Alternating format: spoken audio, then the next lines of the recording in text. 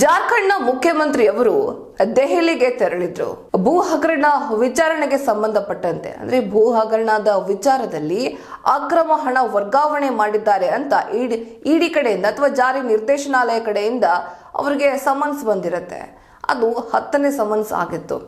ಈ 10ನೇ ಸಮನ್ಸ್ಗೆ ರೆಸ್ಪಾನ್ಸ್ ಮಾಡಿಲ್ಲ ಅಂದ್ರೆ ಎಡವಟ್ಟಾಗುತ್ತೆ ಅನ್ಕೊಂಡು ಅವರು ಮನೆಯಿಂದ ಹೊರಟರು ದೆಹಲಿ ಕಡೆಗೆ.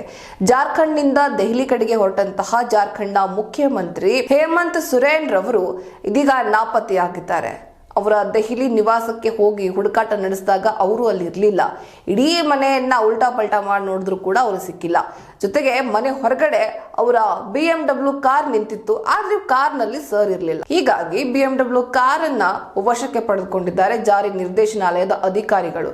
ಜೊತೆಗೆ ಮತ್ತೊಂದು ಸಮನ್ಸ್ ಅನ್ನ ಅವರಿಗೆ ಕಳಿಸ್ತೀವಿ, ಅವ್ರು ಎಲ್ಲೇ ಇದ್ರು ಬಂದು ಭೇಟಿ ಆಗ್ಬೇಕು ಅಂತ ಹೇಳಿದ್ದಾರೆ. ಅಲ್ಲದೆ ವಿಮಾನ ನಿಲ್ದಾಣಗಳಲ್ಲಿಯೂ ಕೂಡ ಇಡಿ ಅಧಿಕಾರಿಗಳನ್ನ ನೇಮಕ ಮಾಡಲಾಗಿದೆ. ಏನಂದ್ರೆ ಸಾರ್ ಬಂದ ತಕ್ಷಣ ಎತ್ತಾಕೊಂಡು ಬನ್ನಿ ಅಂತ. ಸೊ ಬನ್ನಿ, ಹಾಗಾದ್ರೆ ಯಾವೆಲ್ಲ ಬೆಳವಣಿಗೆಗಳಾಗಿದೆ ಈ ವಿಚಾರದಲ್ಲಿ ಅಂತ ನೋಡೋಣ.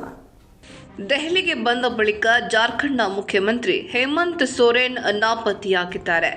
ಭೂ ಹಗರಣಕ್ಕೆ ಸಂಬಂಧಿಸಿದ ಅಕ್ರಮ ಹಣ ವರ್ಗಾವಣೆ ಪ್ರಕರಣದಲ್ಲಿ ವಿಚಾರಣೆಗೆ ಹಾಜರಾಗಲು ಜನವರಿ 31ರವರೆಗೆ ಜಾರಿ ನಿರ್ದೇಶನಾಲಯ ಸಮಯಾವಕಾಶವನ್ನ ನೀಡಿದೆ. ಸೋಮವಾರ ಇಡಿ ತಂಡವು ಹೇಮಂತ್ ಅವರ ದೆಹಲಿ ನಿವಾಸದಲ್ಲಿಯೇ ಇತ್ತು. ಆದರೂ ಎಲ್ಲಿಯೂ ಅವರು ಪತ್ತೆಯಾಗಿಲ್ಲ.